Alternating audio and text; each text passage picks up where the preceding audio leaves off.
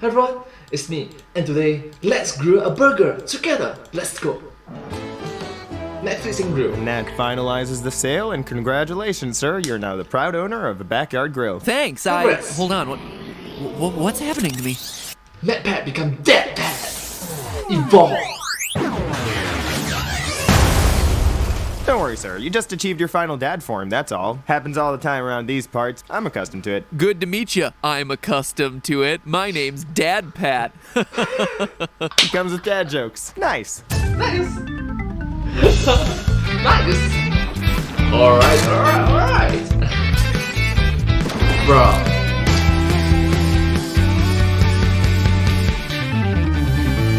Hello, Internet. Welcome to Food Theory.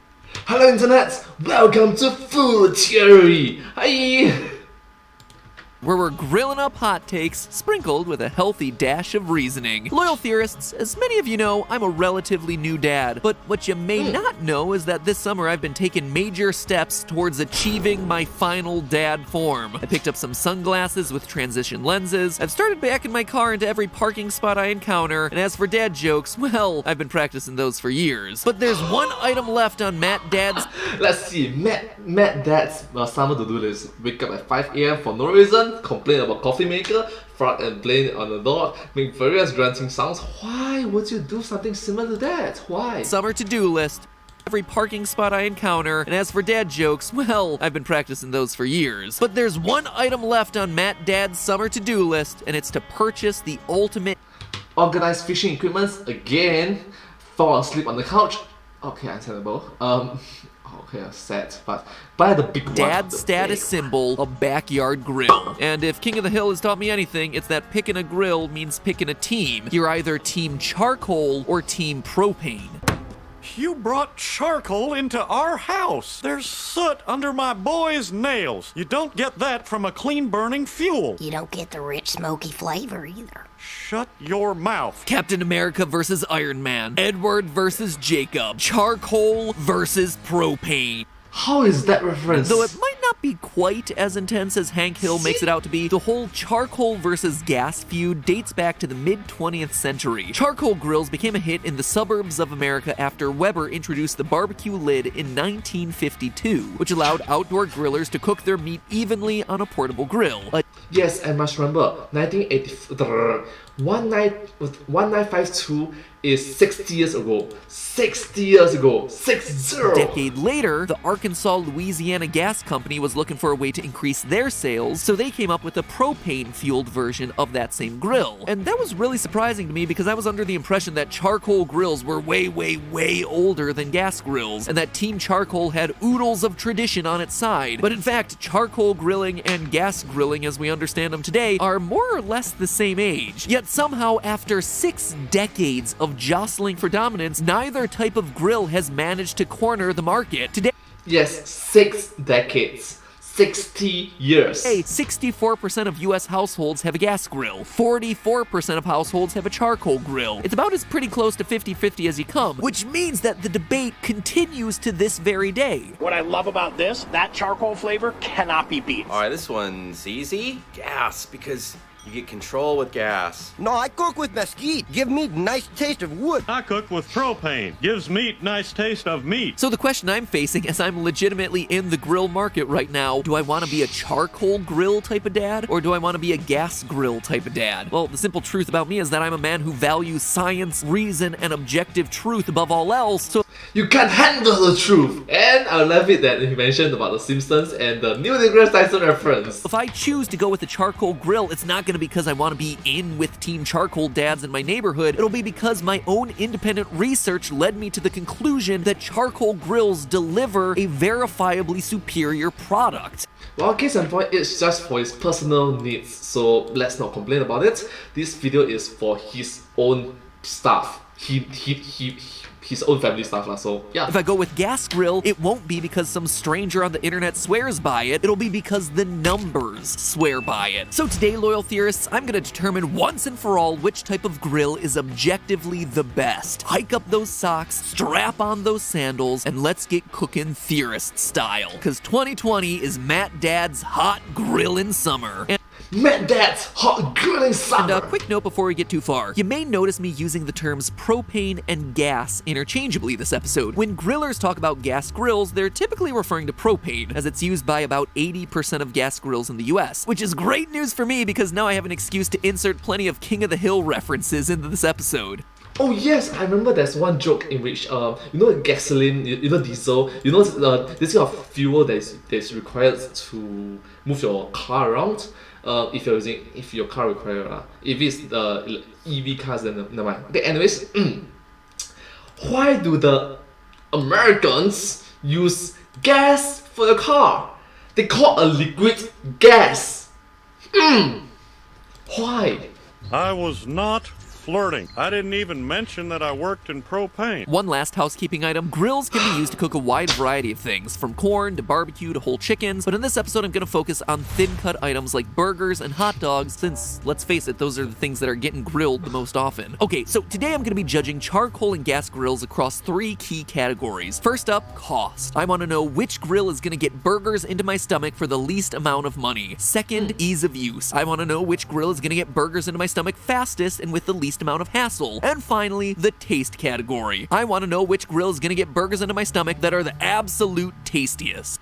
Cost, ease of use, taste. So first up we have cost. Of course, there are some very nice, very expensive grills out there. A griller could drop thousands on either a charcoal or gas grill if they cared to. In fact, there's even a grill that gives you both options. But I'm more interested in what it takes for a new dad like me to simply get his foot into the grill game. So I shopped around and found that it'll take a bare minimum of $91 to get grilling with charcoal. $59 for this charcoal grill, $20 for the briquettes, and $12 for a charcoal chimney starter. As for a propane grill setup, the cost to get started looks to be about $139, $119 for the simple 2-burner gas grill, plus $20 for a pre-filled 15-pound propane tank. That means charcoal is the most cost-effective way to get through my first cookout, but what I'm more interested in is the cost of operating the grill over time. So I need to determine whether charcoal or propane is going to cost more per cookout. True, you must recognize that if you do one cookout per year, and you'll be a dad for like decades, right? You will be a dad for decades. For 10 years, that means 10 times. For 20 years, I mean 20 times. If you're doing this for the next 50 years, 60 years, you're going to do this for a long time. So which one is the more benefiting one? Kingsford claims that you can get about 10 uses from their $20 2-pack of charcoal, which means that charcoal costs roughly $2 per cookout. A 15-pound propane tank holds 3.53 gallons of propane, and the U-Haul nearest me currently charges $3.51 per gallon to refill the tank. According to Santa Energy, an average griller can cook about 8 meals per tank. That means I should expect to use about $1.55 worth of propane each and every time I fire up that gas grill. I love this mathematics, these numbers. So while a gas grill costs more up front, it might wind up costing less in the long run if I use it enough. But would I use it enough to make the difference? Because I'd have to cook 107 meals on my gas grill in order to break even. So let's think about this. There are basically 16 weekends in any given summer, if we include Memorial Day weekend, Labor Day weekend, and everything in between. That means I'd have to use my gas grill every summer weekend for 6.5 years. But you must recognize, okay, let's say not every summer weekend. Maybe consecutive is like have a pause in between, like odd numbers or even out. Yeah, maybe so you for like 13 years. It's still worth it.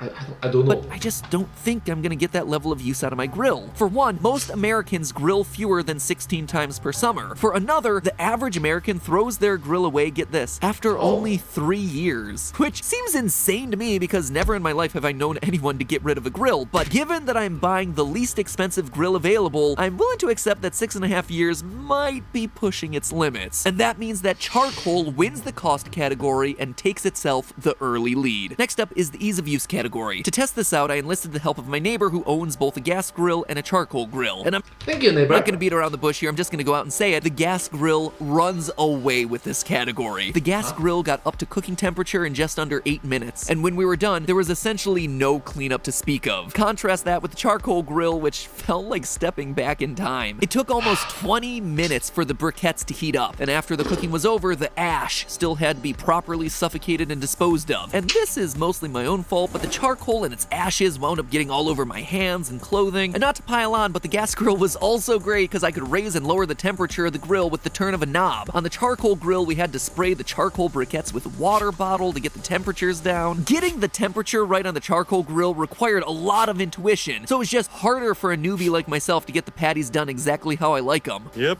these are medium rare. What if somebody wants theirs well done? We ask them politely yet firmly to leave. So as we head into the third, final, and probably most important category, the two grills are tied, one apiece. Not gonna lie, I was kinda hoping that one of the grills would sweep the first two categories so I could just call this thing now, because the taste category is by far the most difficult to judge objectively. There are a gazillion articles and interviews and books and blog posts about this very topic. Many claim that charcoal gives grilled food a smoky flavor. Others say propane gives food a bacon-like flavor. Still others claim that there's no taste difference at all because it's not the fuel source that's adding flavor to the grilled meat, it's actually the meat drippings which fall down into the heat source, burst into smoke and flame, and then rise back up into the meat to add the vast majority of the flavor. Of course, burning wood is known to affect the taste of meat being grilled over it, and many charcoal briquettes are made primarily of sawdust. It's for this reason that wood chips are sometimes used on gas grills. It's a way to get a wood-like taste out of your gas grill. So there are just a lot of stances on this topic, and it seems that at the end of the day, taste is, well, a matter of taste, I suppose. But I've come this far and I'm not turning back. I'm committed to determine which grill's taste is preferred by the most people, and I'm committed to doing it in a scientific way.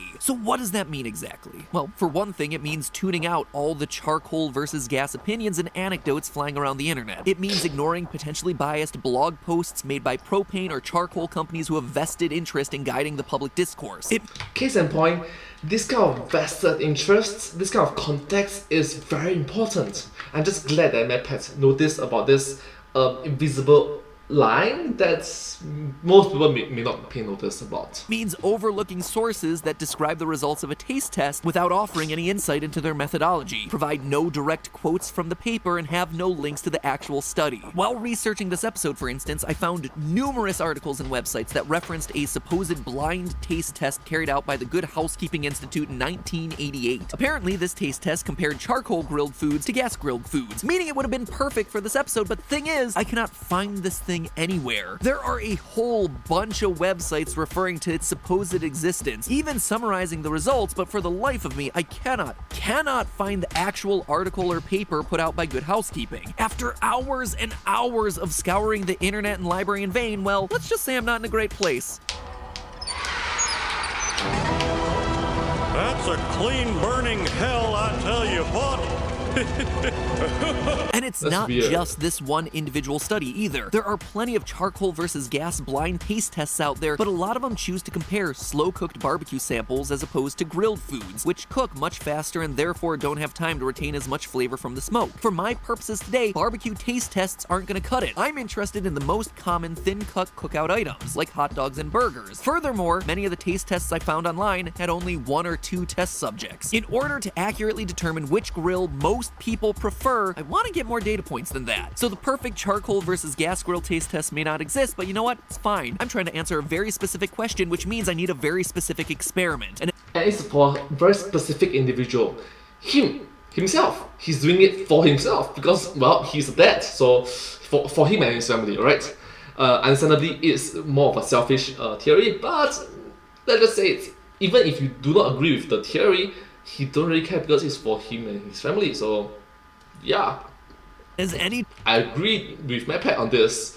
His theory works out. Either way. Dad can tell ya, if you need the job done right, sometimes you just have to do it yourself. So Do it that's yourself. exactly what Team Theorists did. We carried out our own experiment. My neighbor and I cooked up some ground beef patties, veggie patties, and also hot dogs on both types of grill. We cut them up into bite-sized portions and gave a charcoal grilled sample as well as a propane grilled sample counterpart to various volunteers. The taste test volunteers were made aware that one sample was from a charcoal grill and that the other was from a gas grill, but they weren't told which of the 2 samples was which. Then, in order to obtain as many taste tests as possible, we froze half the samples and reheated them a day or two later. Reheated charcoal samples were always tested against reheated propane samples. In the end, 45 taste tests were conducted hot off the grill, and another 45 were conducted in the days following, for a grand total of 90 separate data points. The taste testers were asked to state which sample they preferred, as well as describe what they were tasting and offer a guess as to which grill they believed the sample was cooked on. So, but you must recognize that this is 90 is still quite small lah. On the wider scale, 90 is a bit small. Maybe give it a few millions. on one hand, the experiment was surprisingly difficult to carry out. Wasn't easy getting that many taste testers on board, especially on a budget. Definitely walked away with a newfound appreciation for researchers and what they do. But I will say, it was also really fun, as far as scientific experiments go. I mean, the weather was fantastic, the whole patio smelled incredible from the grilling, plus, Stephanie and I got to carry out a fun little mini taste test of our own before the craziness got underway. So after an entire afternoon full of grilling, Hi Matt Pat, hi Stephanie. we are ready to present our feast to the masses in a very safe, socially distant way. We're not pulling a YouTuber party here. We're doing science. Right. We're shipping out some of this. We're freezing some of it and sending it out to team members. We're doing this in as responsible a way as possible. But first, Steph and I are going to do a little small-scale taste test. If you have a So instead of like experiment number 1, it's more like experiment 0.1. food channel, but you never actually try any of the food. What's the point? What are you There's doing no to yourself? point. So This is we're all a glorified excuse for us to just buy food and eat. Which is why our secret 4th channel is obviously going to be fitness theory. Yeah. The aftermath of food theory. Okay, I'm going in blind here. Even though I cooked them, it's not like I can recognize them, so... So, Steph and I tried all the samples and we recorded our results. Oh, yeah. Okay. This one's jumping out to me more. This one's giving me a little bit of that smoky grill flavor. Getting a little bit more of the char on this one. Huh. Mm-hmm. Yep, So you went pink, pink, pink. I did. Huh. And this one, I think, it's giving me a flavor that I expect to be charcoal. So I'm gonna say propane, charcoal, charcoal. You're correct. Yes, really? To me, the biggest flavor difference actually came in the form of veggie burger, right? Where all of a sudden you could tell, like, oh, this one seems to have more flavor than this one. And so I just assumed, Hey, Steve. Oh my gosh! Oh my gosh! I like it. It's like they synchronize. It's like meow. It's like hey Skip.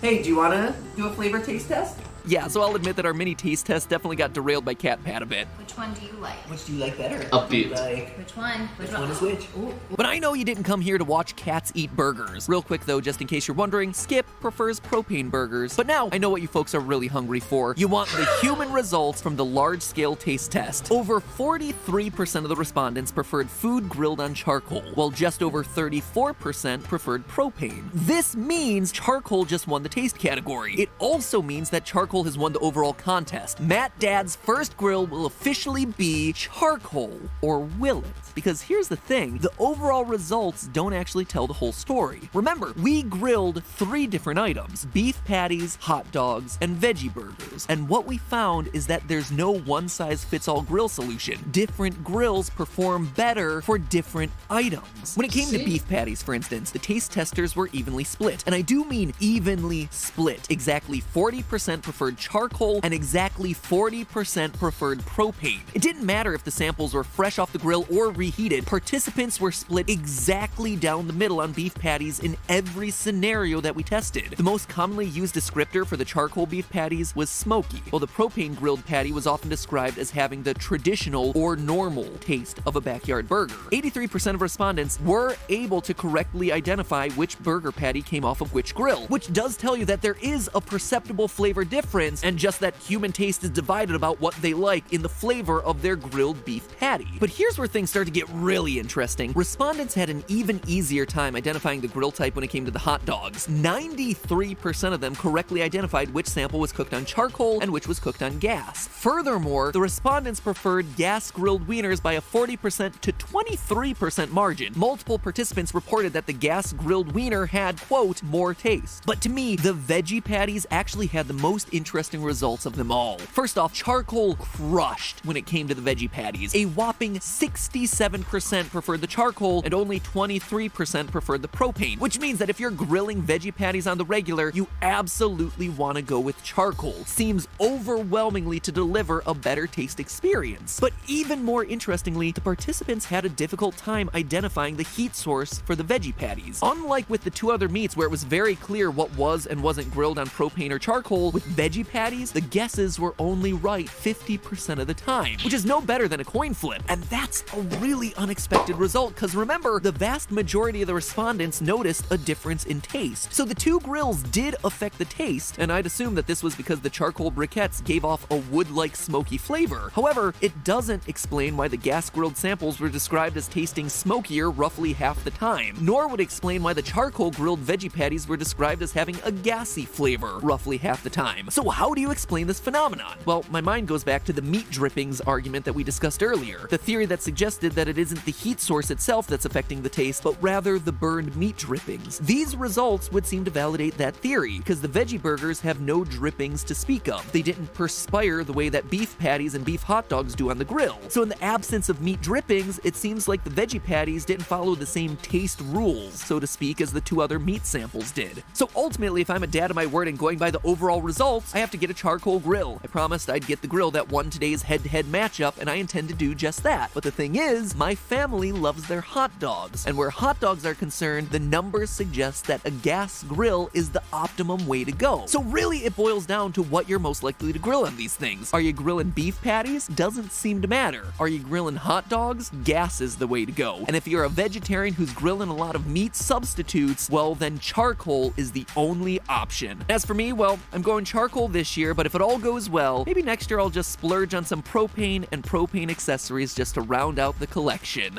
That Pat! I have a hot body, I also want to. But hey, that's just a theory. A food theory. Bon appetit. Do you enjoy food experiments like this one? Subscribe to Food Theory Day, because we have plenty more in the works. Oh, and to all you theorists who've been asking for more history-based videos, I hear you, I see you. I made this episode about coffee dedicated to you. So give it a watch and prepare to be enlightened. Anyways, thank you all so much for watching this video together with me. There's a dad joke that I can think of. Okay, I have so much muscles. Okay, sorry. No, there is a okay, I love my muscles so much that I protect it with fats. Oops. Anyways, if you do like this video, please remember to like, share, and subscribe to my channel, and comment down below if you have anything to share with us. Don't forget to follow my channel and sincerely appreciate all of our support and encouragement for my work. Thank you all so much for your best, and I hope to see you all in my next video. But hey, that's just a theory, a food theory. Bon appetit. Thank you.